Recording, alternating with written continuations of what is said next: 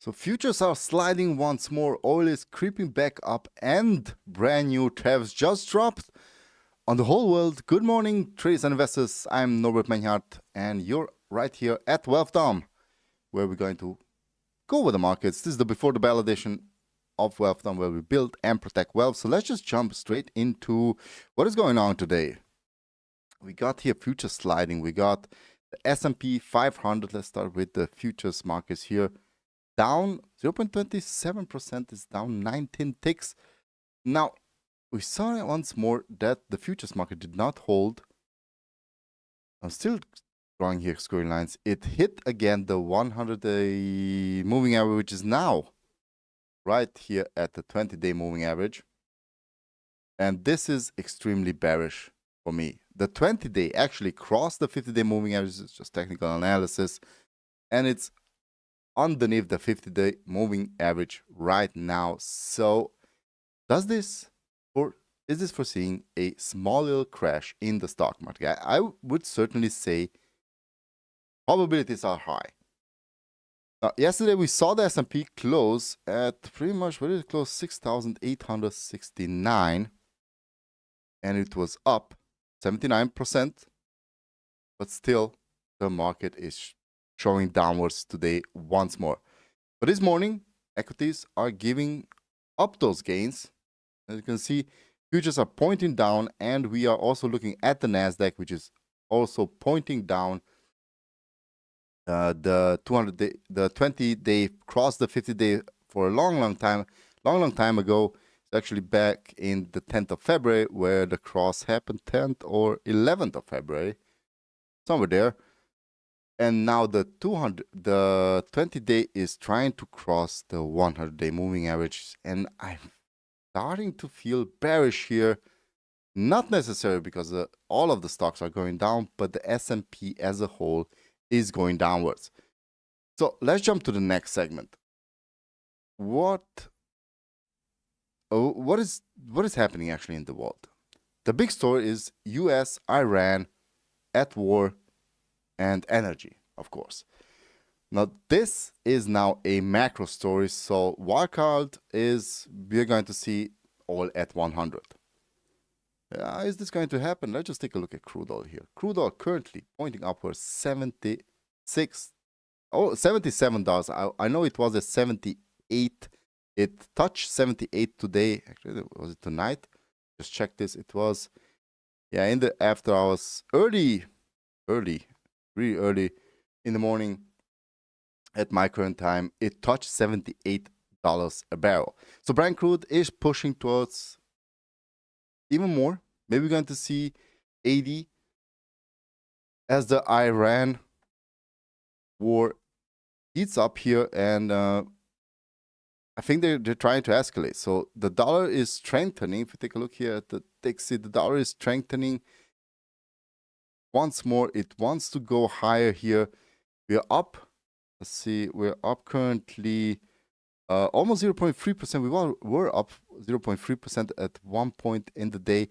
We're almost up $99. We crossed $99, and we're going upwards here to the all-time highs that we had, which is 99,027. So a stronger dollar is a problem for Trump, because Trump offered naval escort for commercial vessels throughout the Persian Gulf, and reports say Iranian operatives have reached out to the U.S. Now, will they? How? And I think they need to have a couple of talks. How is this going to actually happen? How will the insurers handle this? Because the biggest problem is the oil tankers could just shut down their transmitters and go through the Strait of Hormuz. The bigger problem is they're not getting insured. Now, meanwhile, South Korea, Kospi plunged. Just check it here. I know it plunged massively, but did it recoup a little bit? It plunged massively on the 5th in the early hours, and we're seeing a little bit of recovery here. But if we take a look at the year, the whole year candle, it plunged on the 4th, was the biggest, so yesterday, and hit the 100-day, the 50-day moving average. So with Samsung, of course, being one of the biggest in there, let's just take a look at Samsung. It had a major pullback. Was from the highs to the trough of 23%. So if you're in Samsung, then maybe this is a dippy buy possibility, because it had a gap, it gapped down, the gap was filled, and now it's up. The jump from the gap, man, this was a great trading opportunity, 16%. So if you're in Samsung, woo, you just made a great trade there. And it's no longer overbought, so things could go higher. Why? Well, because they're really relying, South Korea is reliant on that oil export that is going on there. The U.S. is not. U.S. produces its own oil and also has some reserves. Now, let's go to the third one, which are tariffs.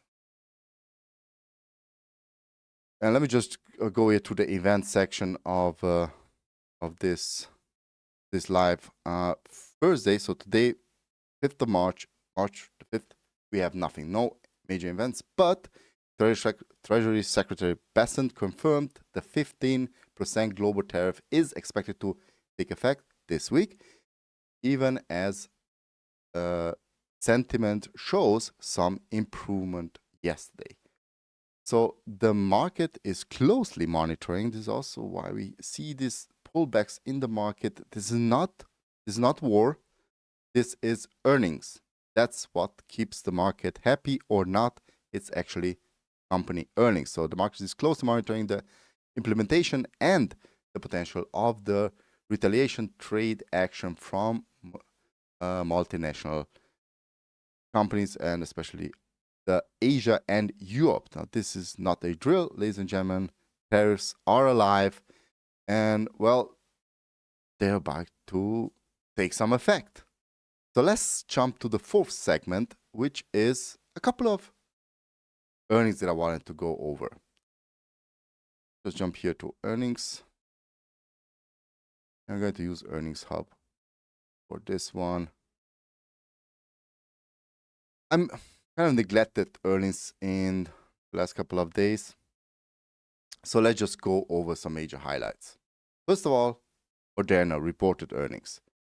And where do we have Moderna? Let me just zoom in here a little bit. MongoDB. Where do we have Moderna? Not up here. Should be. But nevertheless, it did report earnings. Let's just go to the chart.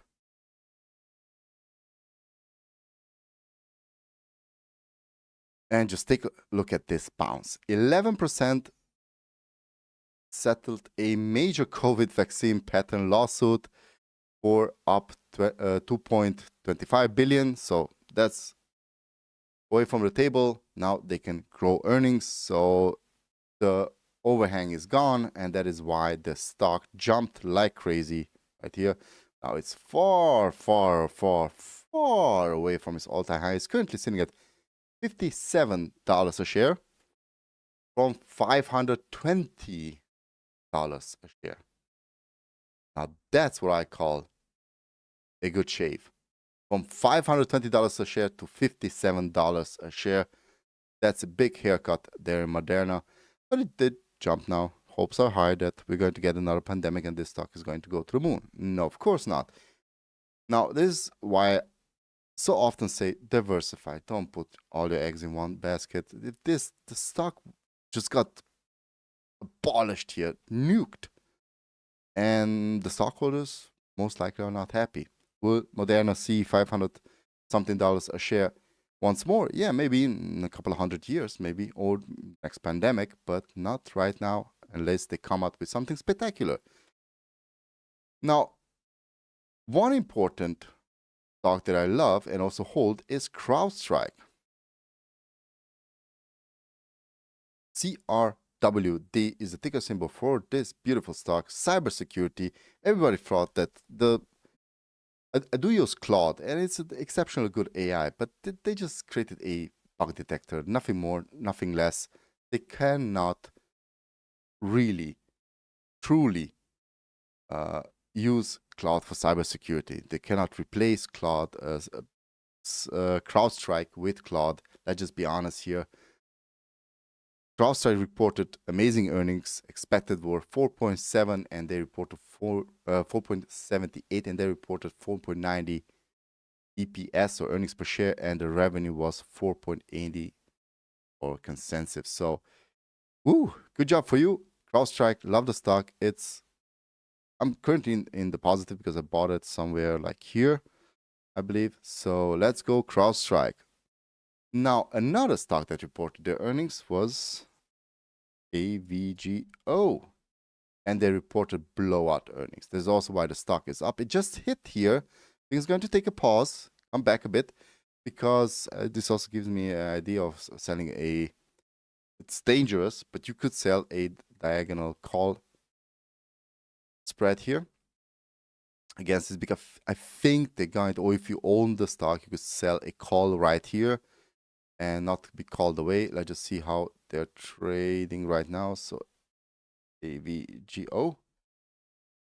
Take a look at AVGO. 15, or should we go up 43 days? Yeah, why not?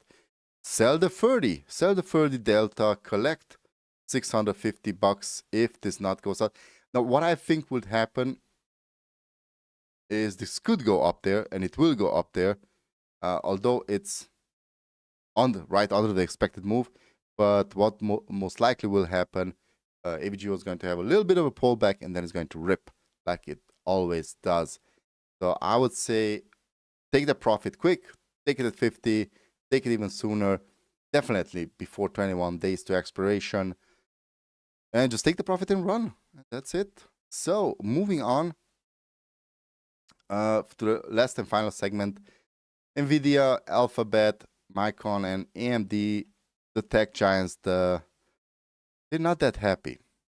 They're not that happy. NVIDIA made a historical earnings report once more, and nothing happened there. So sorry about that. I just go to NVDA. Still in the penalty box, still down here. Should have sold the call here against my NVIDIA's long, but didn't do it yesterday. I'm still afraid. I don't know what's going on here. Is this going to be a pullback to the 200-day moving average or not? It's still unclear for me. Alphabet, the same thing. I don't own the stock, but just go over this a bit. Alphabet, Google.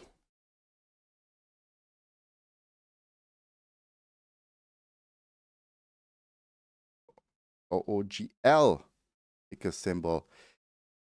It has found support after a little bit of a pullback. Now, remember, this stock has had a run like for a long time. It didn't have one. So is it time for a little bit of a cool off? Just take a look at this parabolic move here. Is it time for a little bit of a cool off for this stock? Maybe, could be, but going to have dividends in just a couple of days. So if you want to add to some Google, this wouldn't be the baddest time or place to add for some long share Google stock. Now, let's just go over one last thing here, and then I'm going to leave you. By the way, I'm going to release a deep dive on Visa, MasterCard, and stablecoins. Okay, so I have Visa. I hold it in my portfolio, and I did a deep dive on Visa because I'm asking myself, should I sell the stock or not? Is this the best vehicle for the next 25 years of wealth building or not? You're going to find that in that video. It's going to be released today after the bell, so after the stock market is closed. So get some popcorn and join me on the deep dive of Visa, MasterCard, and what is going to happen to stablecoins. Stablecoins will play a major role there in Visa, MasterCard's future. Okay, so let's move on now to gold. So first of all, oil, because this kind of plays into gold. Oil going up there. I don't think it does have much more space to run here. I think we're kind of getting to the toppity tops of oil. It's going to have a pullback, maybe not a complete pullback, but it's going to be back here in the 70s, 60s actually range. Moving on to natural gas, the same thing is nothing. Natural gas is just nothing because this is natural gas futures for United States. So what you should be looking at is liquefied natural gas that is leaving the Strait of Hormuz, heading towards Europe. That's where the money is, and that's a little bit of a problem for Europe. Now we got gold pulling back, silver pulling back is really hurting me. We're also going to go over my trade just a couple of seconds.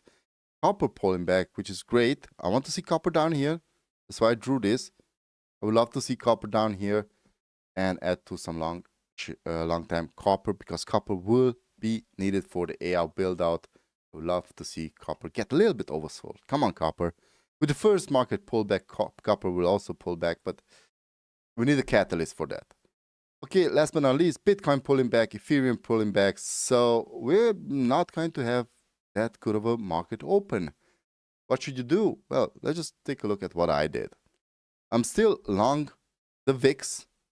I didn't close it yesterday. I'm expecting some kind of movement to happen. But what I did close was my MES trade, my 112 trade in the MES.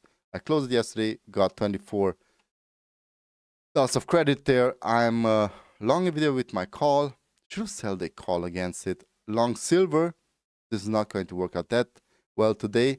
Still long silver, waiting for a possibility. But as soon as a pop happens in silver, I'm going to be out of silver, and that's it for me for silver. Not the same thing for gold. Long in GLD, so I was long in SLV. GLD is another ETF of gold. Long gold there with two verticals sold, two vertical puts sold. Long Netflix with a leaps there and sold the call against it. Let's just take a look at Netflix, how it's handling itself today. And we are also expecting earnings in almost a month. So Netflix currently, and my position is here, good, 90, 98. So my call is looking good there. Still moving towards its position. It could bring me in $177. I don't think I'm going to reach that. I'm going to close it either at 50%, or if I see some kind of major pullback in the market, which is going to be bought, and that is where I'm also going to close that one. IBIT, also long IBIT, which is the Bitcoin ETF, sold the call against it a couple of days back, and I'm pretty happy how this is working out. I'm really pretty much in a year to date, I'm $335 in green in IBIT with selling calls together. But IBIT, I do believe I have this position. Yeah, it's from last year. So I should be negative, yeah, because I bought it. So I paid money for this call. I'm down 42% on it. But this is going to change. Believe you me. And long the VIX until I see some kind of pullback in the market is where I'm going to close my VIX, opening new MES position, because the market is looking very iffy right now. Maybe I'm thinking of doing a Iron Condor in XPX today, a 0DT. My 0DT counts are down. Let me just take a look here. Are down currently to 2. Perfect. So I can do a 0DT today. Okay, ladies and gentlemen, that's it for me. That's it for today's video. Hope you enjoyed it. Don't forget to watch the video later on Visa and MasterCard. With this being said, I'm Norbert Menhardt. I build and protect wealth right here at Wealthdome. Thank you so much for watching. Catch you next time. Bye-bye. Bye-bye.